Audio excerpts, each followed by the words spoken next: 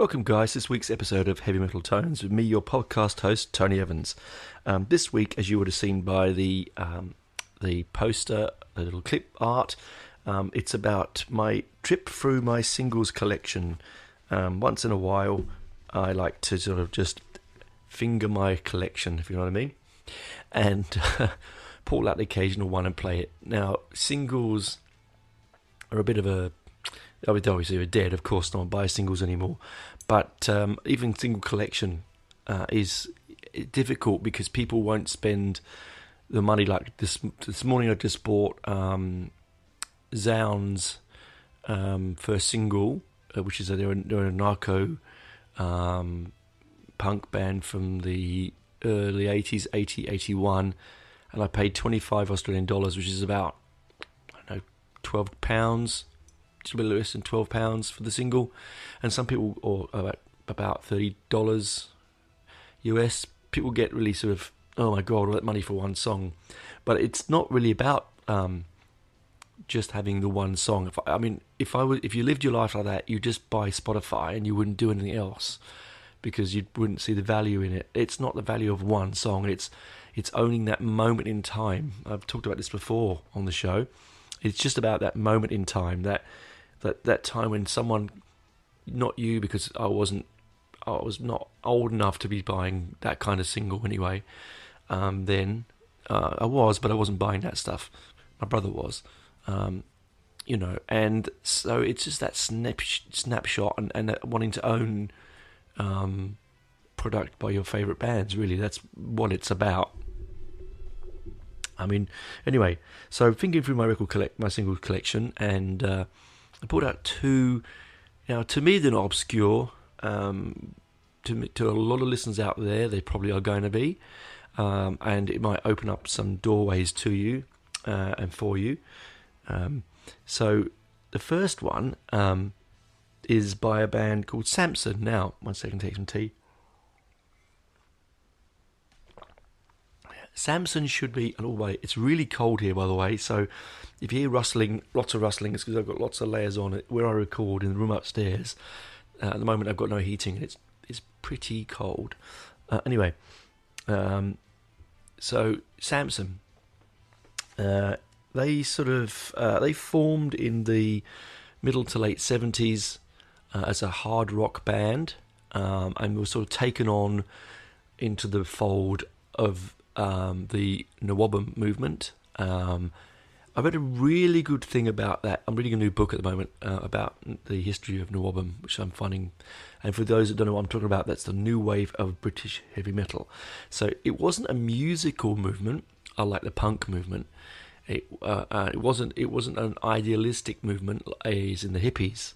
It was the movement itself had all forms of different music underneath the banner.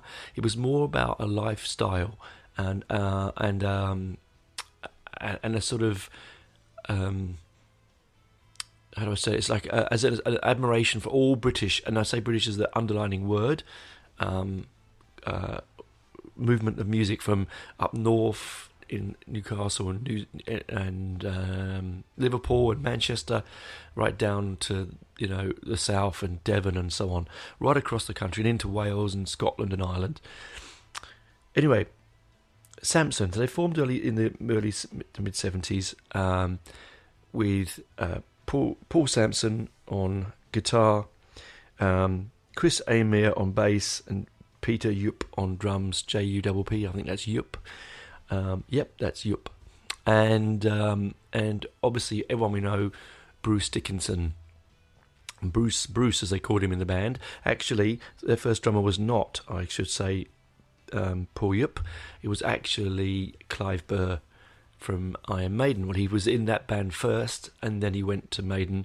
And when he left Maiden, acrimoniously as he did, he went from Maiden back for a short period of time with Samson. It's an interesting band because they sort of, I don't know if you know Samson at all, but they, a couple of good albums, really, but a couple of good albums with Bruce. They sort of, were a bit like the shock value of them. They had a drummer after Yup, I think, at Thundersticks, who used to wear a mask, a gimp mask or a shiny mirror mask, leather mask, and used to play his drums in a cage. Now, I'm sure it's like they would have seen Iron Maiden's Eddie and think, well, we need something that's the same or similar. They had, for me, one really good album, and that was Shock Tactics, that was released in '81.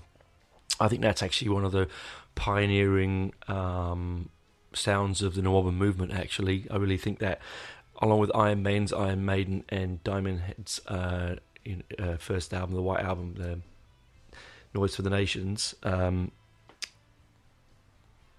Noise for the Nations. What am I talking about? Noise for the Nations. One moment. Lightning for the Nations. Noise for the Nations. Something else. Again, get an old man. Yeah, Lightning for the Nations, or the White Album, as I like to call it, is that sort of defining sound, I think. And anyway, also another weird connection with Samson. Is Mel Gaynor. Mel Gaynor also played early drums with Maiden, but he went on then to join Simple Minds of all bands and play with them for 20 years. I like Simple Minds. I think they're a really, really good sort of neo-proggy pop band. Really, a fantastic band. If you take out your heavy metal bias and go for something that's not that and put it on you, I think you're going to enjoy. Their first 3 albums are some of my favourite pop albums ever made. Anyway, that aside, so Bruce obviously famously leaves the band, and he's poached at the, they say that it was at Reading. The manager of Maiden, Ron Smallwood, saw Bruce on stage with Samson, approached him. Apparently everyone was watching, and Bruce said yes. And, best career movie ever made. Let's be honest. Let's truly be honest. Best career movie ever made. Sadly, the world lost Paul Samson in 2002, and Chris Elmere, the bass player, in 2007. They don't play, obviously. I don't think they should do without Samson. Samson without Samson is not Samson. Anyway, Samson, he had a really unique guitar sound. So when he was playing with Bruce and the original lineup, it really was that hectic NWOBHM sound that we all love and admire.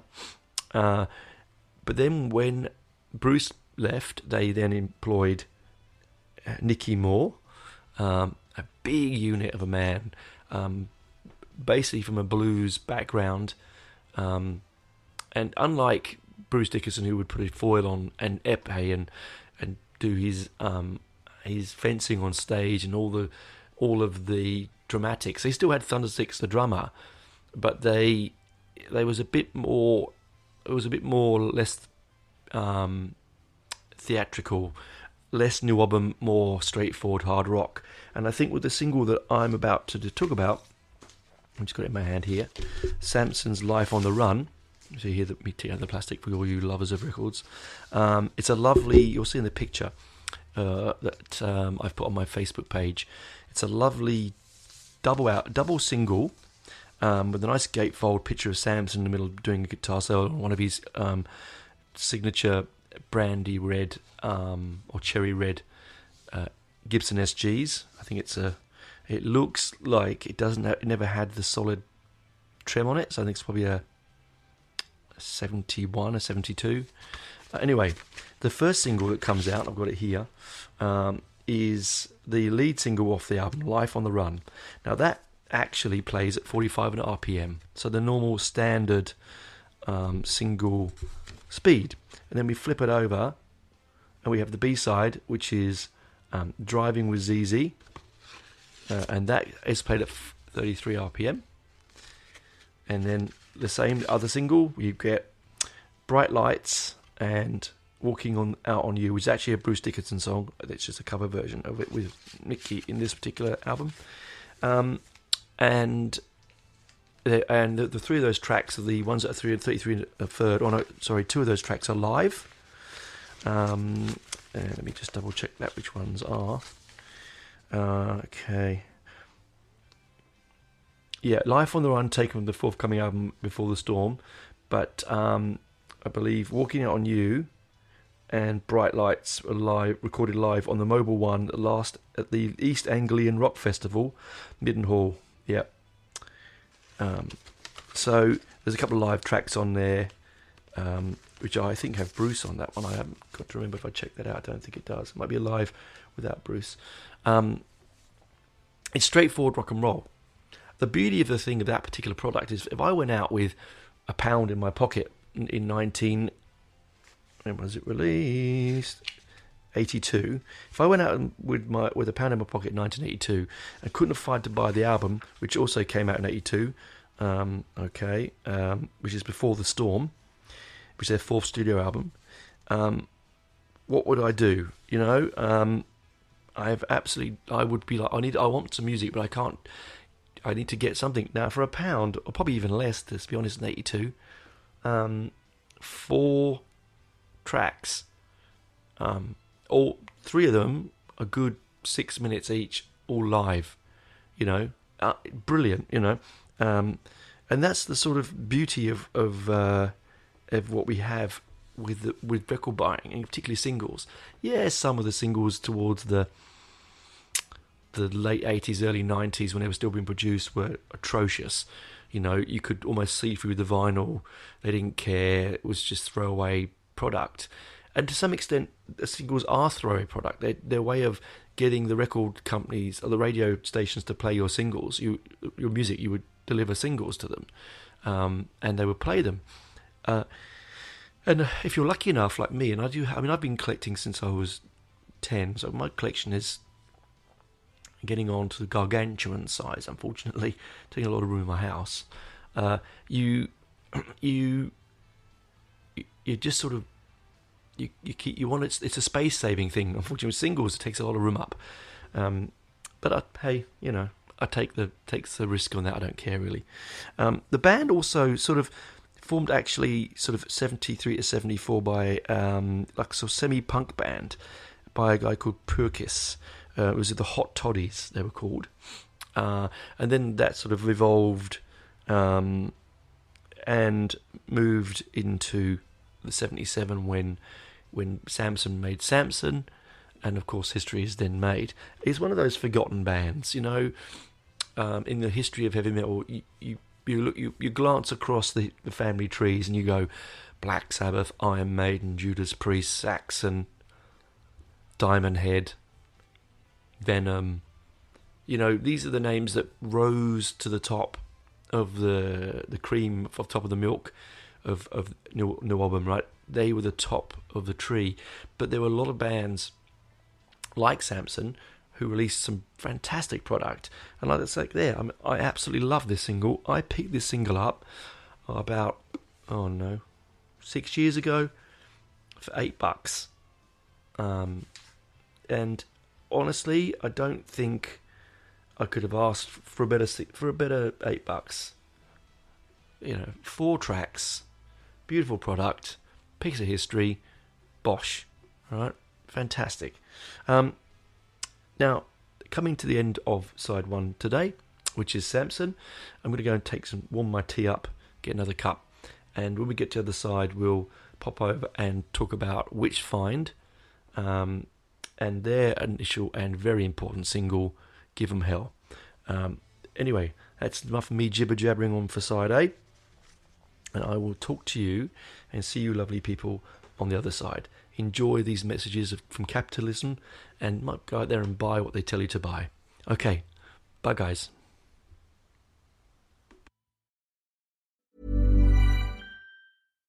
Ryan Reynolds here from Mint Mobile. You know, it's hard to believe that inflation is still a thing, but boy, it sure is. And that's exactly why Mint Mobile still gives you premium wireless for just $15 a month. Well, it's also because we have that offer printed on, like, 1 million t-shirts, but it's mostly the inflation thing. So give it a try at mintmobile.com/switch.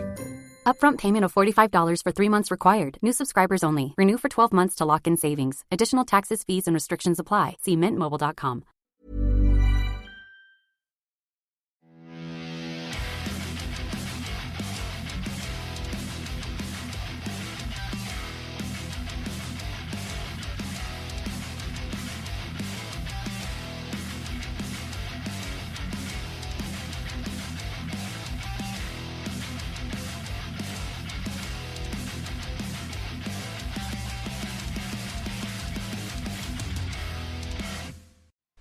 Welcome back, guys, to part 2 or side B, and this, as I said before the break, is going to be about one of my favourite singles, probably of all of the NWOBHM movement, and one of my favourite items in my collection, and a abiding memory of mine, which I'd like to share with you. You know me, I like to share about this particular single, this particular band, and its music. Anyway, a little sip of tea. Oh, you love that, don't you? So, it's Witchfynde General. Not Witchfynde General, that's another band, Tony. I see, go on a different tangent. It's Witchfynde, and that's spelt the traditional way, W-H-I-T-C-H-F-Y-N-D-E. Okay? W-I-T-C-H-F-Y-N-D-E. So, Witchfynde, not F-I-N-D. So, if you're looking for it, don't type in F-I-N-D, you won't get it. So, Witchfynde. What can we say about Witchfynde? They formed in Derbyshire in the north of England in 1974 by guitarist Richard Blower. And he discovered... singer Neil Harvey, sorry. Richard discovered a singer called... a guitarist called Montallo, in a band called Antifolo. I guess I can't even pronounce Antifo. No, I'm going to say it again. A-I-T-I-O-F-E-L. You tell me how do you spell that. I have no idea. When Richard left the band, they reformed with their now line-up, okay, with Montallo on guitars, Stephen Bridges on vocals, Andrew Corton on bass, and Grass Crosby on drums. And they sort of produced they made several albums, but really the one album that's the one I'm talking about tonight was released in 1979, called Give 'Em Hell. Now, I would argue to say that this is not musically, by no way is it musically the beginning or formalization of black metal, because that's Venom, but I'd say that stylistically in their artwork, if you look at what Venom were doing in '79, the same as Witchfynde, it's the first time really that images of the devil in such a way that the goat of Mendes is on the cover. If any of you have seen, and I had the privilege to see, and I love this, one of my favourite horror movies of all time, Hammer's The Devil Rides Out, or read the book by Dennis Wheatley, the image of the goat of Mendes on the film when he rises from the pit of smoke, when they're all is very similar to this. So the picture on the front of the cover, you'll see in the image in the description I've put up. It's a hand-drawn picture. It's quite crudely drawn. You've got the devil. It's got an inverted pentagram before it, an inverted pentagram on its forehead, red eyes. It's quite menacing, and it looks like it's sort of they've stuck the name on the top, Witchfynde, cut it out and stuck it on. I remember when I first saw this single, as I mentioned last week, same with when I first saw, or the week before, when I first saw the Venom album cover for Black Metal Helps, I felt very disorientated by it. And I think this is the same with this. I remember when I first got the album, so I got the album in about 85, 86. I went to the Tape and Record Exchange in Camden Town as a young youth, as I used to go all the time. And I had a couple of quid in my pocket, and I saw this in the heavy metal section. And I'd never heard of them. I had no idea, but I was drawn to the artwork, because I was going through my horror movie phase at that time, and I still am in that phase, to be honest. And there it was. I took it home. And I will be honest with you, I don't think I played it. I don't think I played it for about a year, because at that time you'd buy records for pennies. And so you'd buy a big stack of them. Like I'd buy 10 or 20 often in a stint, because if I went with 10 quid that I'd saved up and they were like 50p to a pound a record, you didn't mind. You blew it all. And I don't think I played it till about 89, 90. I really don't think I did. Which is a really damn shame, because it's and I'm going to swear here, it's a fucking good album. It really is, and truly sounds, particularly the title single. I would say the title single is like the Samson, Bruce Dickinson era albums, very NWOBHM. It's thin, it's cheaply recorded, it's stark in its contrast. It doesn't have a lot of depth. It's not got a scene chewing moment. You know, it's not delicious and heavy. It's quite thin, as I said. It sounds like they've recorded it in 2 rooms down, and you're listening through 2 walls at it. And that sounds like I'm having a go. No, it's not. It's what's wonderful about early NWOBHM, because like the punk movement, they weren't waiting for album labels to discover them. They were making their own singles and giving them out to record labels. Now, Witchfynde, I should have mentioned before, sorry, the Samson single is on Polydor. The Witchfynde single is on Rondelet Records. Now, I tried looking into them. There isn't a lot about them, actually. They were based in Mansfield, Nottinghamshire. My copy is, I've got 2 copies. I've got a reissue, which I've got in my hand here, and I've got an original issue copy on red vinyl. Recorded at Fairview in Hull. Actually, my red vinyl is not a original issue, it's a second issue, I believe. Anyway, so it's that typical NWOBHM sound, right?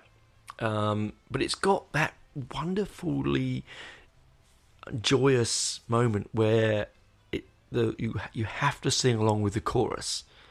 You know, it's like it goes, you know, give 'em hell, ooh, give 'em hell. I mean, I'm not a singer. You don't come for my singing.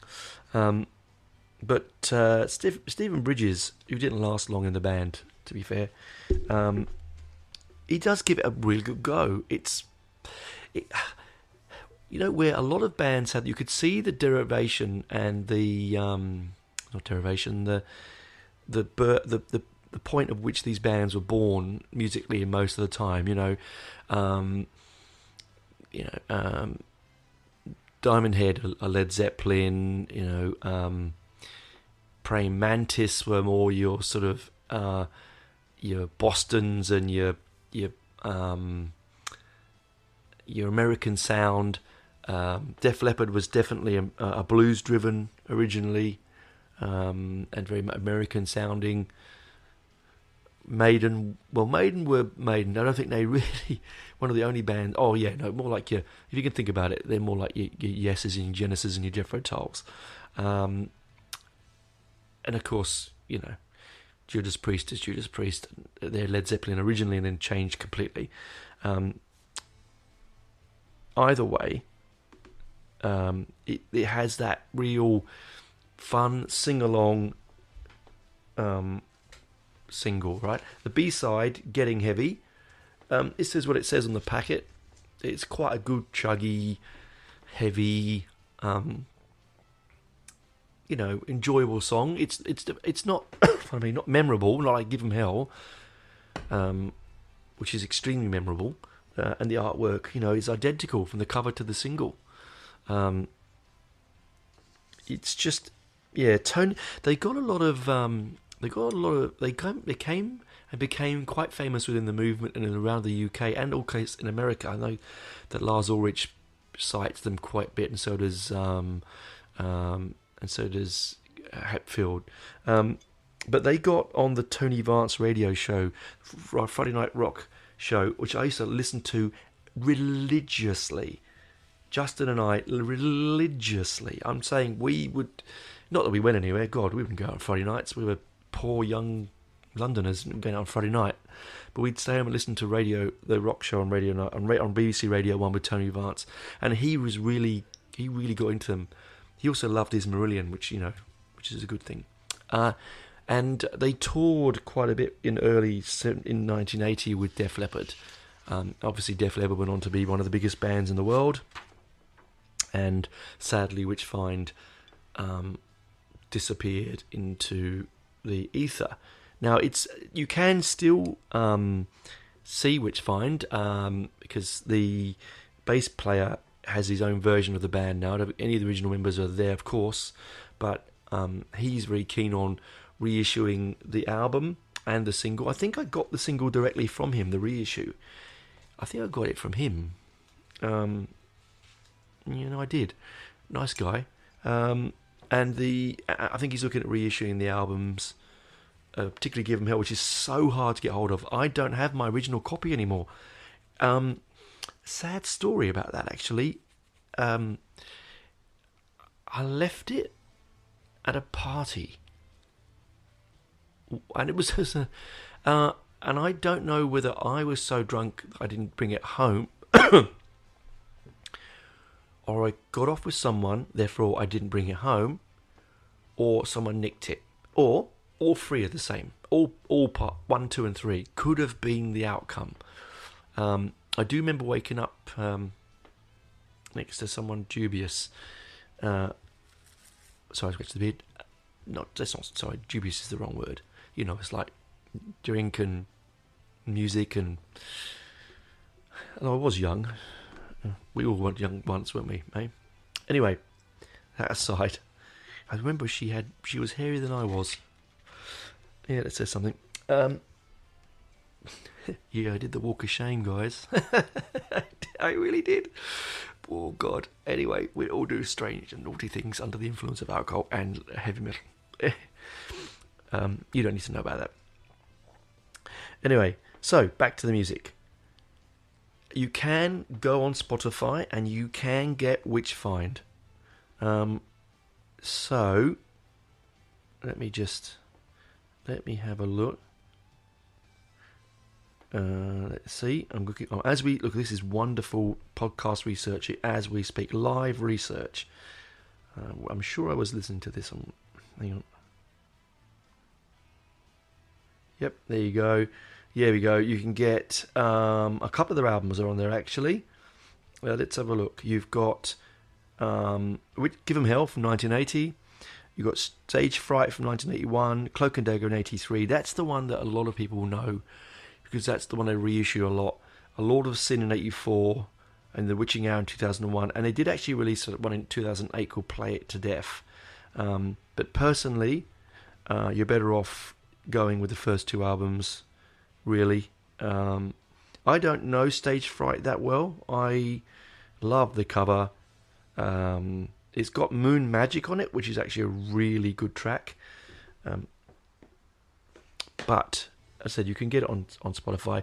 If you can find an original print on Rondelette Records of Witchfynde, and you don't want it, but really know that I really want a copy, please do jump on my Facebook page, Heavy Metal Tones, link below, and let me know, private message me. If you've got a copy and you want to send it to me, private message me, and I'm happy to give you my address. I'm also happy to buy it from you. It's one of those ones like, I keep asking if anyone's got copies of Headless Cross and Tear by Sabbath, original prints. The copies available now are either in poor condition or they want really, really silly money for them. But that's my walkthrough singles. That's my nod back to happiness, to a moment where you'd walk home with a single in your hand from Our Price, or in my case, Smith's Records, or from Loppy Lugs in Edgware, where I grew up, or there was a record store on Hendon Broadway owned by an old man and an old woman. I can still smell the record store. I know that store so well because the first record I bought in that store, and please don't laugh at me, guys, was the Smurfs with Rabbi, and I can't remember the name. Out there, someone's going to remind me.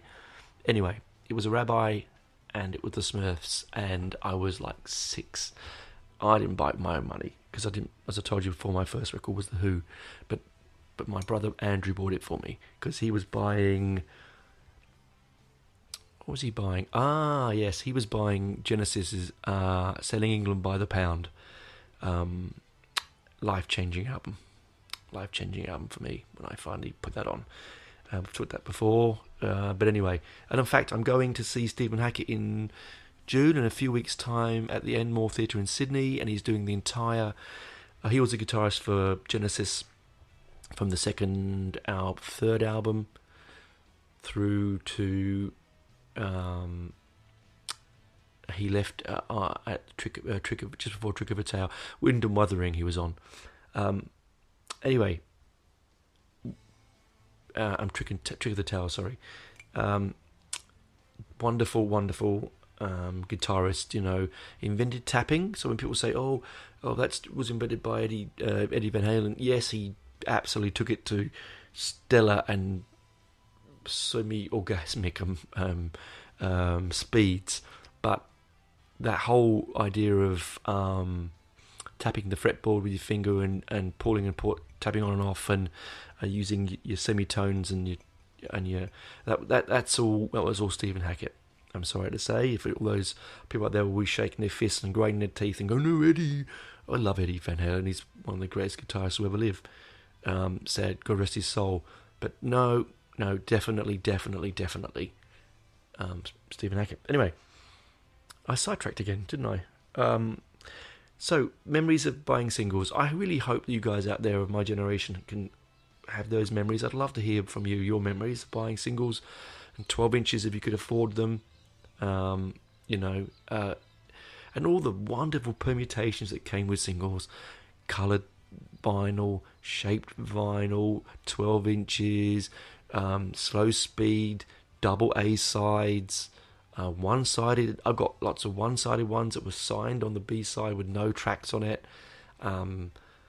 Digipacks that came with the CD and the vinyl and the cassette. The value for money that the bands tried to give you, mainly after the punk movement, because prior to the punk movement, a single would either come in a picture sleeve or non-picture sleeve. You could buy a picture sleeve and pay a few pennies more, or you could get a paper sleeve with nothing and pay less. And people traded them. They treated them very poorly. They played them on really crappy record decks. Sorry. Oops. They didn't love them and revere them like we do. Sorry, that bang I hit the mic with my teacup. Whereas now we buy them, I buy them and I hold them in reverence. Because as I said, it's like owning, because it's a printed in material, and to make that print, the music itself has to move the needle into the negative to make the positive to print it. That needle is moved by the voice of the singer or the guitarist or the drummer or the bass player. And so technically I'm one touch away from the voice of the singers and the bass players and the drummers. Whereas the sort of your digital stuff and even the cassettes to some extent, it's zeros and ones. It's digital. It's cold, and it doesn't have the romance that vinyl has, particularly singles. And so it's like I can't read books on Kindle and things. I have to have the physical book in front of me. It is my age, but it's partly my dyslexia. But it's mainly down to the fact that I need to actually hold the book. By which I mean I've got some really good books lined up actually. If you want to know what I'm reading at the moment, I'm reading the NWOBHM History of NWOBHM. Surprise, surprise. Then I've got Steve Jones' Lonely Boy, Hugh Cornwell's A Multitude of Sins, and then I've got the biography of Wilson, the founder of the producer who discovered Oasis and Joy Division and gave the Pistols their first break in the North. He had his own TV show, and he was outspoken and so on. But that's my next one. That's a big one. That will be a holiday read when I get a chance to have a holiday read. But as you can see, I tend to read just musical books. It is the way it is. Anyway, that's me over and chatting and warbling on. Go and grab your singles if you've got them. Put them on the record deck, play them. Next time you're in a second hand record store and see record singles for pennies or dollars, grab them. You know, don't have to be in excellent condition. Just grab them. They're really a good addition to your record collection. So you can just have a night where I often pull out my box of singles. I've got several big boxes, and just play them, go through them, because some surprising stuff on the B-sides that you don't get on the albums. So anyway, that's me rabbiting on. I hope you have a safe few days. I'll talk to you next week, and keep warm because it's freezing here at the moment. I'm going to go and now put on Give 'Em Hell, and then I'm going to play it loud, and I'm going to really enjoy it. Bye for now, guys. Oh, before I go, please do give me some reviews. I haven't got any yet. I've had 50 episodes almost. No one's really gave me a review. I'd love a written review or a star review. It takes seconds. It does help me reach more people. I need to reach more people because I want to, expand our family of listeners. Also do go to my Facebook page, Heavy Metal Tones. You can message me there, jump and talk to me in the posts I put up. Also, if you want to donate to the show, I'll put the link in. I've got the Buy Me a Coffee, which helps me donate and pay for my launch fees, because it does cost me yearly and monthly to put this up. To have you guys listening, I've got to buy a new microphone soon as well. That will help. And records, of course, I've got to keep buying records. I mean, it helps. And if anyone wants to send in to me any records to donate to the show that I can review for you, you want me to review in depth, I'm happy to do as well. Just private message me and I'll give you my address. And anyway, talk to you soon, guys. Keep rocking. Love you all. Bye, guys.